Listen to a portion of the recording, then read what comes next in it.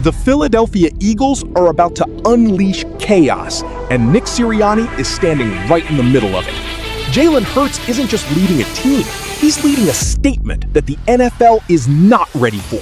What is your relationship like with Nick? Because I would think Nick likes offensive linemen. Nick's kind of a tough guy. How do you relate with him?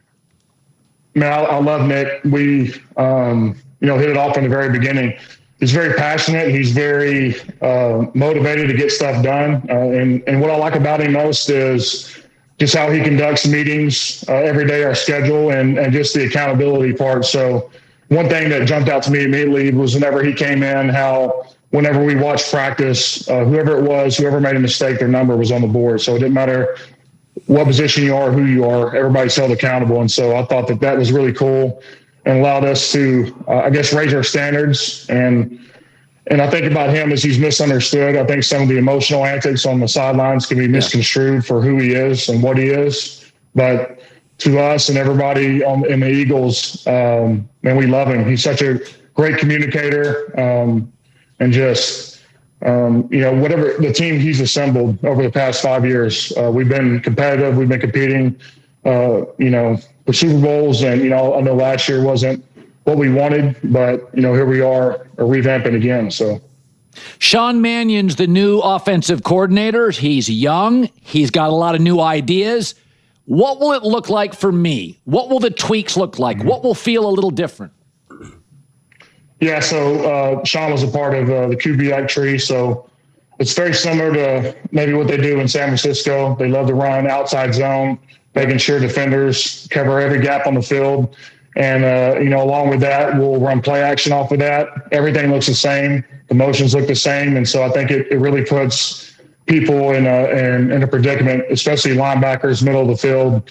They'll be asked to cover a lot of grounds and everything. It's very hard to differentiate between what plays, so hard to diagnose. So it gets players thinking, and it gets players covering every part of the field. So you wear them down, with their conditioning, running sideline to sideline, and then I think with how we're hiding stuff, it will just complement everything we're doing.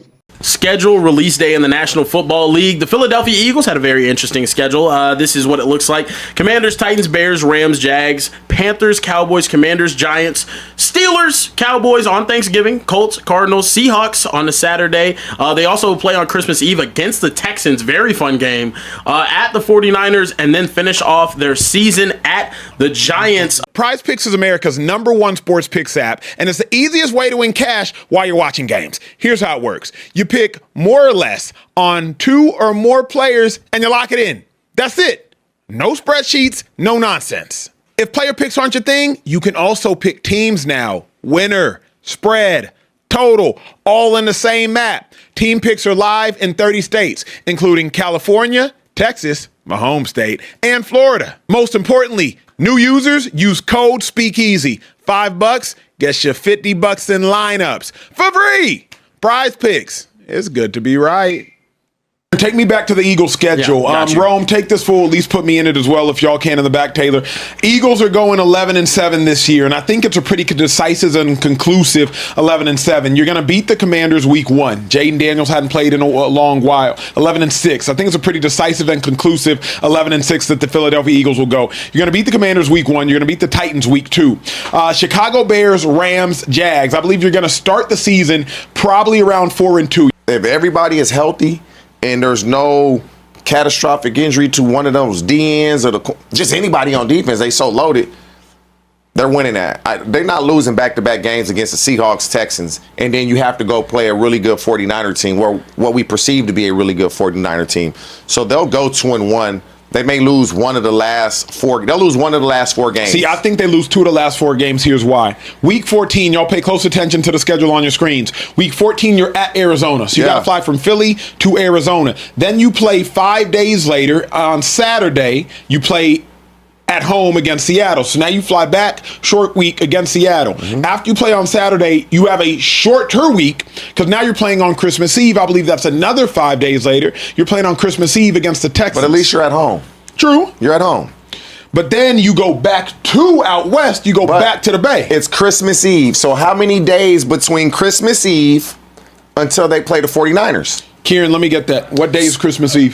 Christmas Eve, December 24th. No. What day? I'm joking. What day of the week is it? It's a Thursday. So Thursday exactly. night. So now you have basically a mini bye week. Yeah. So now playing the Texans on Christmas Eve and then having to play the Niners, you're fine. Here's my problem with 10-day break. My problem with what you're saying is this. Eagles chaos is coming, and Sirianni is at the center of it all. This is not a normal NFL environment. This is not comfort. This is accountability turned into a weapon. Inside the Philadelphia Eagles building, there is one rule that overrides everything: confidence. If you fail, your number goes up on the board. No escape, no hiding, no status protection. Every mistake, no matter who you are, is exposed in front of the entire team. And that is exactly how head coach Philadelphia Eagles has built its identity under Nick Sirianni. One player described it with brutal clarity. Whenever we watched practice, whoever made a mistake, their number was on the board. That is not motivation. That is pressure engineering. And it is designed to break hesitation and expose weakness before opponents ever can. The Eagles are not just practicing football. They are simulating judgment. But behind this system, there is one man players say they actually trust more than the headlines suggest. The outside world sees chaos, emotional sideline reactions, explosive gestures, a coach constantly on the edge. But inside the building, the story is completely different. Quarterback Jalen Hurts describes something far more controlled, far more intentional. He says the relationship with Sirianni was built instantly. Not slowly, not cautiously, immediately. Hurts explains. Sirianni is passionate. He is structured. And above all, he enforces daily discipline through meetings, schedules, and accountability systems that never bend.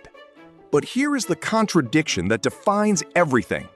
What fans call emotional instability, players call competitive identity. Hurts makes one thing clear. Sirianni is misunderstood. Because while cameras capture frustration, players experience consistency. And consistency in the NFL is rare enough to feel like power. And now, that controlled chaos is being upgraded again into something even more dangerous. The Eagles are changing how they attack. Not slightly, but structurally.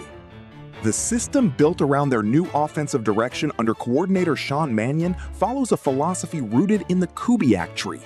And that means one thing. And everything looks identical. Until it isn't. Outside zone runs stretch defenses horizontally. Play action freezes linebackers. Motion disguises intentions until the last second. Defenders are forced into one impossible task: react without information. The goal is not just to gain yards. It is to drain decision-making, to force hesitation, to make elite defenders look slow. And when you combine that with Philadelphia's physical offensive line identity, the result becomes brutal. Sideline to sideline exhaustion. Mental collapse before physical collapse. But schemes don't win championships alone. Schedules break teams before playoffs ever begin. The 2026 path for Philadelphia is not smooth. It is layered with traps. Here is the sequence. Commanders, Titans, Bears, Rams, Jaguars, Panthers, Cowboys, Commanders again, Giants, Steelers, Cowboys on Thanksgiving, Colts, Cardinals, Seahawks, Saturday game, Texans on Christmas Eve, 49ers on the road, Giants season finale. Now look deeper. This is not just a list. It is a physical toll map. Short weeks, travel compression, and emotional rivalry spikes. Week 14 becomes a turning point. Fly to Arizona, then return home, then play Seattle on a short turnaround, then another short gap into Christmas Eve against Houston, then travel again west to face San Francisco, That is not just football scheduling. That is endurance testing.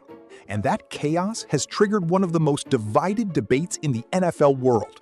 The predictions are split. Some analysts say the Eagles go 11-6. Others push it slightly lower at 11-7.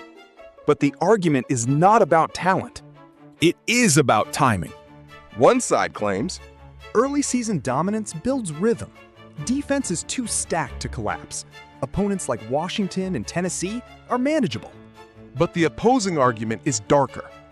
Late season fatigue is unavoidable. Back-to-back travel weeks destroy recovery windows. Short rest games compress performance windows. Christmas Eve into San Francisco is a physical trap. One analyst broke it down brutally. Lose one of the last 4, maybe 2. Because at that point, it is no longer about strategy. It is about survival. And that is where controversy explodes. Is Philadelphia built for a championship run?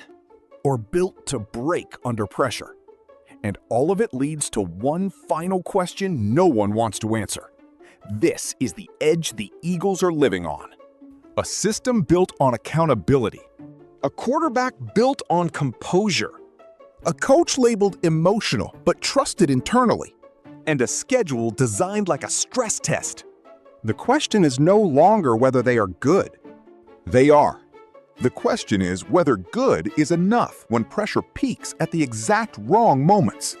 Because if the system holds, Philadelphia becomes a threat to everyone. But if it cracks, it doesn't fall slowly.